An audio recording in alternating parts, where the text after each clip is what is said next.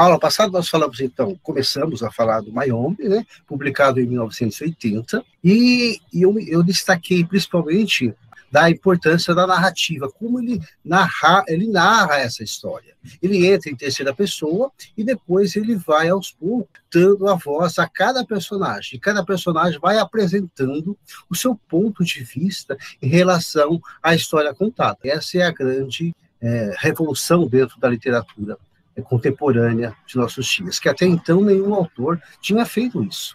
A outra grande sacada é essa questão, comparação entre o Brasil e Angola.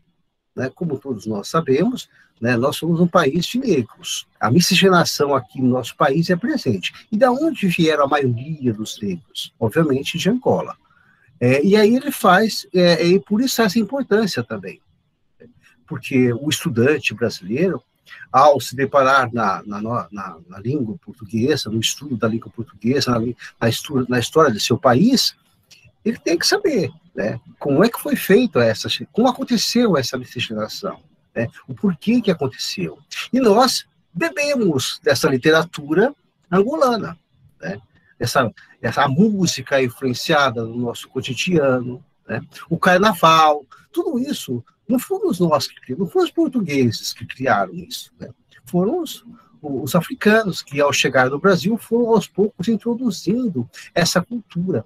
Aí nós temos também a cultura da religião, que os portugueses trouxeram a religião católica, enquanto que os africanos trouxeram os seus orixás, os seus candomblé, todas essas questões que foram, aos poucos, se misturando à nossa cultura, e agora que é tão diversificada por causa desse contexto que nós tivemos de miscigenação na nossa... Aí nós falamos do Pepe Tela, tá? Ele é branco, tá? Aí depois mostrei essas questões referentes ao contexto histórico que aconteceu na época, que a guerrilha que o Pepe Tela contou em Mayombe é verdadeira, aconteceu realmente. Foi no início da libertação de Angola, porque até então Angola não era liberta. Ela só teve a sua revolução em 1975. E Mayombe foi o lugar, o cenário no qual onde os guerrilheiros se refugiaram para essa revolução. Aí que eu falei da dedicatória, dos 5 capítulos e do epílogo, muito rápido. E uma coisa importante que eu destaquei, que foi essa questão do Ogum, que é um encontro com a nossa cultura, nossas religiões, com o nosso sincretismo religioso, envolvendo essa questão do Ogum, o Prometeu africano. Tá? Vem destaque, depois também eu vou dar um destaque a mais no final da aula. Tá? Também dos capítulos, o que acontece em cada capítulo. Tá?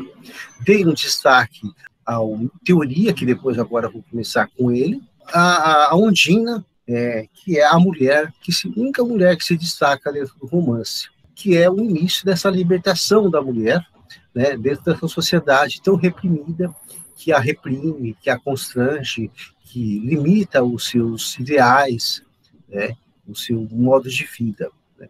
Até então, a mulher não era vista como nenhum símbolo, né, como nenhum destaque nessa sociedade. E Ondina, ela entra para mudar esse caráter, né? E entra com essa revolução sexual, que é importante, né? Que é essa questão de que a mulher é dona do seu corpo. Até então, quem era dona da mulher, dos desejos, era só o homem. Ela não tinha o desejo próprio. Então, ele entra para criticar essa questão, né, em relação à mulher. E Ondina entra como um espelho dessa civilização angolana.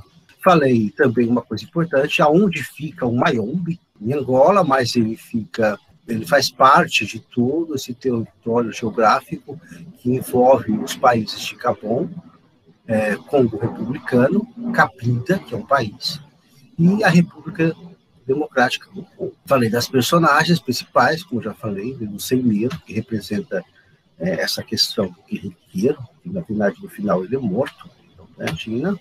Essa questão da Ondina é muito importante, que eu já falei, que nós comentamos, eu e a Patrícia, que é essa questão assim, do casamento, né, dentro da cultura, dentro da nossa cultura, é a representação que ele representa. Ela representa o amor, o desejo e a proteção. Tudo isso está envolvido no casamento, porque a mulher quer isso, né? Proteção, tá? Dentro do casamento. Mas só que dentro dessas questões envolve-se o amor e o desejo. E aí que está, né, o grande problema, porque manter esse equilíbrio entre a proteção, o desejo e o amor nessa sociedade que envolve tantas opções. E aí, então, nós vamos começar fazendo um retrospecto, mas reforçando essa questão que eu quero identificar, que é a questão da miscigenação. Tenho uma dúvida. Em que escola literária exatamente o Mayong se encaixa? É modernismo? Ele encaixa no modernismo, mas é um modernismo contemporâneo, pertencente já à terceira fase. Tá? Porque o modernismo ele começou o pré-modernismo, depois teve a primeira geração, a segunda geração e a terceira geração. Nós estamos no final do modernismo para essa linguagem contemporânea. Por isso, essa questão do narrador, né, ser tão importante, porque ao você estudar toda a literatura, que compreende-se que vocês, no terceiro ano, já têm estudado desde o barroco, desde a literatura informativa até o modernismo. Então, vocês têm uma trajetória de estudos literários. E aí, ao final, a gente fecha com uma união. Então, só para reforçando o que eu falei na aula passada, referente a esse narrador, então aqui nós temos a apresentação do teoria, que é o professor. Ele é o professor dentro, aquele que tem o poder da sabedoria, tem o dom de ensinar, e o dom de questionar também todas as coisas que acontecem na sociedade. Né? O que incomoda muito ele é essa questão do sim e do não, que é o maniqueísmo que nós tínhamos falado anteriormente. Que nós estamos numa sociedade, nós somos criados para escolher entre o sim e o não, o certo ou o errado. Não tem um talvez. Por isso, as questões problemáticas de miscigenação, de religião, questões sexuais que se envolvem as pessoas, nós não estamos preparados para isso, teoricamente. Entendeu? Hoje nós aceitamos mais as diferenças. Mas você sabe que a nossa sociedade ela é criada, ela vai impondo, né, quer queira ou quer não, só o certo e o errado. Talvez não. E aí está a nossa grande evolução hoje, que nós já aceitamos, de certa forma, o talvez. A questão da opção sexual, a questão da religião, ser uma religião, ser outra, de você estar numa igreja católica e depois você frequentar um terreiro de Umbanda. Isso não é proibido no Brasil, não é proibido. Então, você tem essa liberdade de escolher em qual momento você quer se desenvolver a sua crença ou a sua opção sexual também, que é uma questão que ele trabalha bastante. Tá bom? Começamos com essa questão que eu expliquei agora. Então, ele fala assim, o narrador sou teoria, nasci na Gabela, na terra do café. Da terra recebi a cor escura do café, vindo da mãe misturada ao branco defunto de meu pai, comerciante português. Trago em mim o inconfundível, e neste é o meu motor. No universo de sim ou não, branco ou negro, eu represento talvez. Talvez é não para quem quer ouvir sim, e significa sim para quem espera ouvir não. A culpa será minha se os homens exigem a pureza, o recuso às combinações? Sou eu que devo tornar-me um sim ou um não? Ou são os homens que devem aceitar o talvez? Face a este problema capital, as pessoas dividem-se aos meus olhos em dois grupos, os maniqueístas e os outros. É bom esclarecer que raros são os outros. O mundo é geralmente maniqueísta. Então, ele afirma essa questão do maniqueísmo e essa questão do sim ou não. Entendendo bem essa importante, que nós vamos referir-se ao Mayombe, é a questão da linguagem. Ele também possui uma linguagem poética. Por isso é importante vocês lerem esse livro, porque quando você ler esse livro, você vai entender tudo que eu estou falando com mais precisão. Então, ele começa aí com a questão, falando da linguagem, tem um bom exemplo quando ele se refere-se ao mar. Então, a imensidão do mar, que nada pode modificar, ensinou-me a paciência. O mar une, o mar estreita, o mar liga. Nós temos o nosso mar interior, que não é o Quionça, nem o Laje, nem o Cunenê. O nosso mar, feito de gotas de diamante, suores e línguas esmagados, o nosso mar é o brilho da arma bem oleada que faísca no meio da verdura do Mayombe. lançando fulgurações de diamante ao sol de lua. É uma linguagem poética e uma linguagem reflexiva, como todo a linguagem do Mayombe é. Então, o que ele quer dizer? Que nós temos o nosso mar interior. Vocês conseguem entender? Cada um de vocês não tem um mundo desconhecido, que talvez só você conheça, ou talvez nem você mesmo conheça.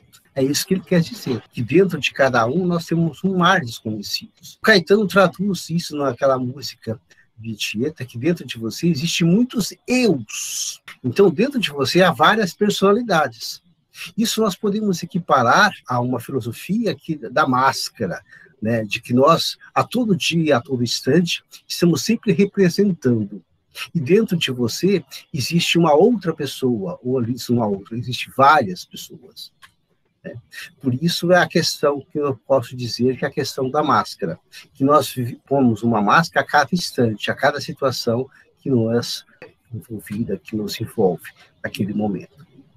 E por isso já é tão sabido que o próprio nome pessoa vem do latim persona. E persona quer dizer máscara. Tá? Então, quando eu falar a pessoa tal, estou falando a máscara tal. Quer dizer, aquilo que você está não é verdadeiro. Então, a máscara nos representa. Quando eu falo de personagem, eu já estou me referindo que é a máscara da máscara. É a máscara que me representa uma outra máscara. E a arte, ela está em representação dessas máscaras. Só que ela representa as máscaras criticamente, obviamente, com esses defeitos, né? E a capacidade nossa de sobreviver é essa capacidade de transformar-se, de saber driblar essa máscara. E você vê isso em tudo que vem a natureza. Porque nós somos os únicos seres humanos que menos morremos, na verdade. Menos se morre, é o ser humano, se você pensar bem. Porque os animais, eles morrem porque eles não conseguem ter esse padrão da máscara. Porque só vão sobreviver aqueles mais fortes. Os mais fracos, logo morrem. Eles não sobrevivem. Por que eles não sobrevivem? Porque eles não têm a capacidade de transformar, não têm o dom físico de transformar. Então, por que a onça é pintada? Porque as outras de outra cor, na floresta, não conseguiram sobreviver, morreram. E aí foram, aos poucos, apurando a raça até chegar àquela cor. Essa é uma capacidade de se transformar no meio ambiente. Existem animais, por exemplo, o urso polar. O urso polar não é preto, ele é branco. Por que ele é branco? Porque se ele fosse preto, ele morreria. Então, a raça vai apurando até que chega a um determinado limite para que aquele ser existente na Terra consiga sobreviver. Então, é a lei da seleção. São um pouco diferentes, mas não tanto. Então, só consegue sobreviver nesse mundo de hoje quem tem a esperteza de poder driblar as coisas que a vida nos impõe. Caso contrário, você não sobrevive. Exemplo disso é o que estamos vivendo nessa pandemia. Se você não usar a máscara, não se precaver, você não vai.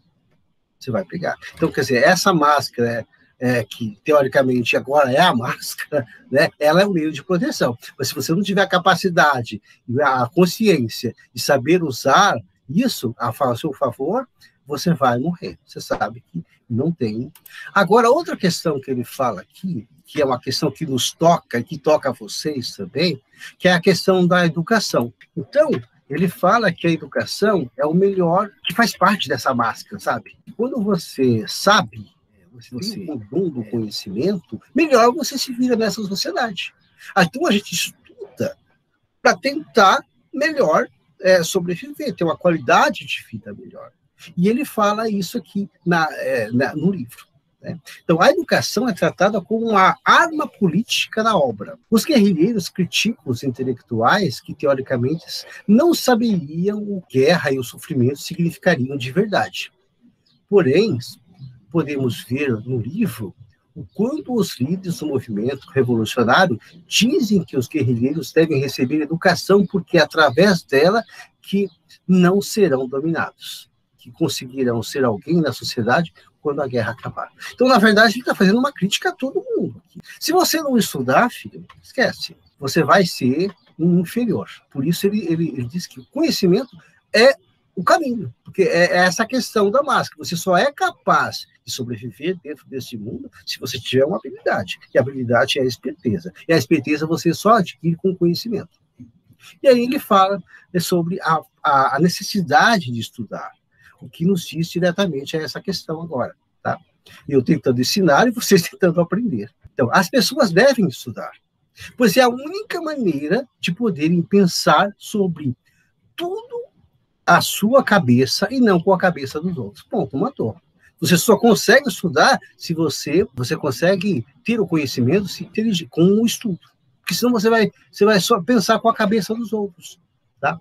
O homem tem de saber muito, sempre mais e mais, para poder conquistar a sua liberdade, para saber julgar.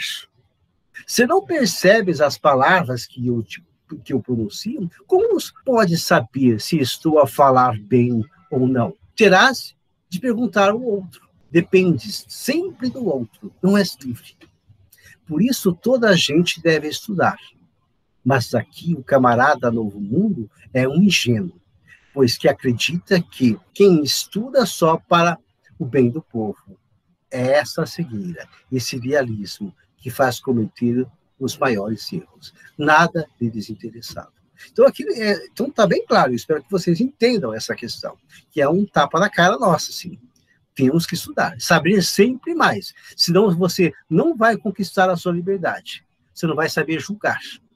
Se você não sabe o que eu estou dizendo, você não vai saber se eu estou falando a verdade ou não. Então, só é capaz de perceber as mazelas quem tem o dom do conhecimento. Professor, dá para fazer até tipo uma comparação, que eu lembro que eu tive uma aula de história uma vez com a professora, não sei se o senhor chegou a conhecer, a Débora Oliveira, que dava aula na nossa escola.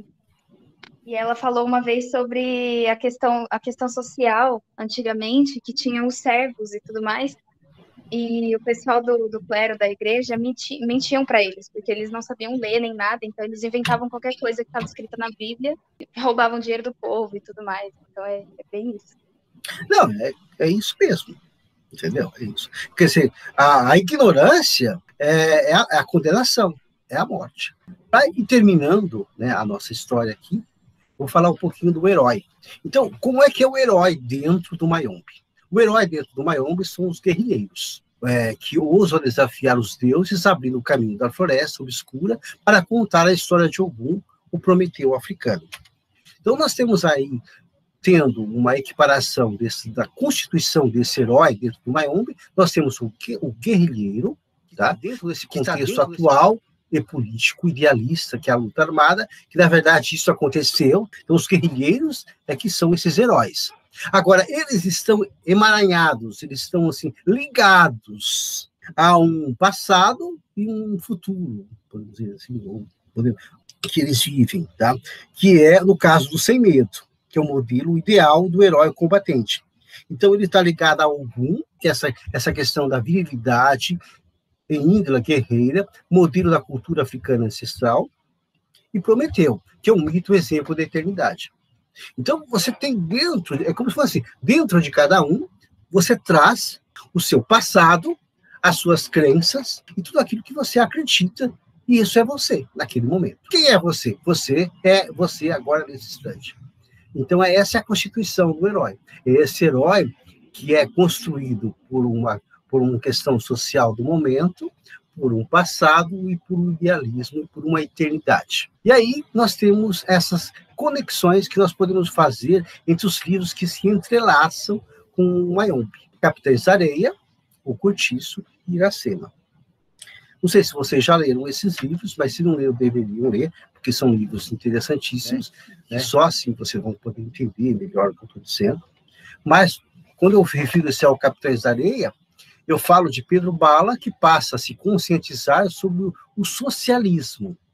É o que faz o Teoria, sabe? Tentando dizer essa conscientização do talvez. Não existe um sim ou não, sim um talvez também. Ele se politiza, ensina os meninos do trapiche, ele tem a mesma função que teria um ou outro guerrilheiro dentro da base, que é a de conscientização. Então, é aquele personagem que conscientiza os outros do mundo que eles vivem. A outra questão romântica, um livro romântico, Iracema, ao tratar da luta de tribos em busca da libertação de seus pais, Mayombe pode ser comparado ao romance indianista Iracema, de José de Alencar. Ambas apresentam conflitos entre tribos e tentativa de se isolar na colonização do português. E aí, o Cortiço, o autor naturalista Aloysio de Azevedo, pode-se analisar Mayombe como uma espécie de protagonista, dando o tom das ações que ocorrem dentro de si. Então, final, nós temos a morte. E a obra de PPT, ela simboliza o início da operação guerrilheira em território africano. A morte do comandante ao final do romance marca a integração entre o homem e a pátria angolana que surgirá.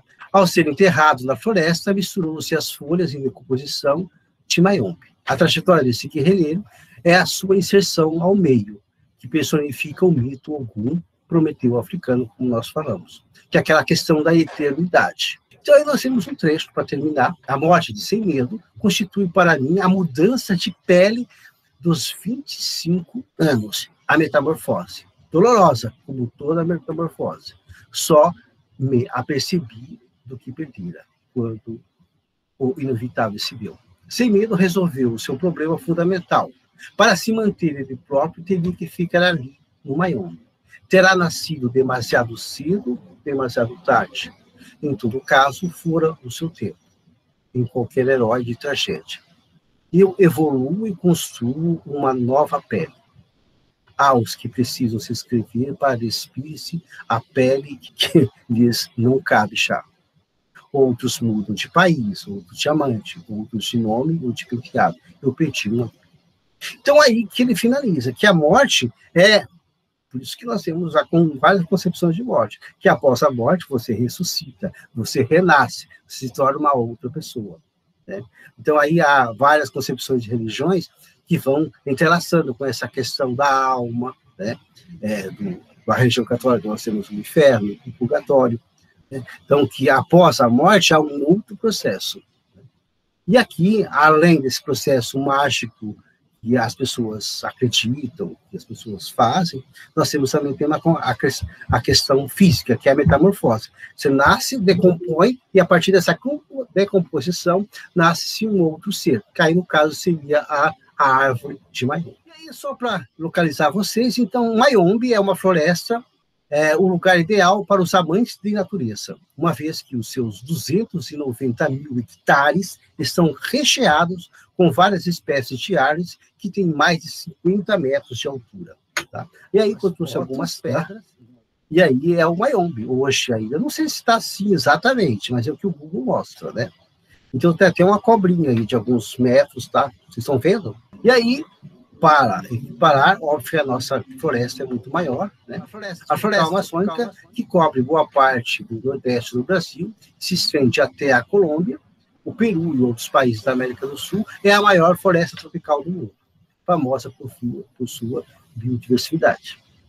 Ela é atravessada por milhares de rios, entre eles o grandioso rio Amazonas, né? Entre as cidades ribeirinhas, com a arquitetura do século XIX, que data o início da exploração da borracha, destacam-se Manaus e Belém, no Brasil, e Iquitos, em Puerto Maldonado, no Peru. E aqui a nossa floresta amazônica, que é muito parecida, né, com a de Mayombe. E aqui o mapa, né, você viu que ela não envolve só o Brasil. Né? Infelizmente, não sei, isso deve estar muito devastado, né, porque a gente sabe que as questões da queimada, etc. Ela pega o Brasil, Peru, Bolívia, Colômbia, Venezuela, né, Guiana, Suriname, Guiana Francesa.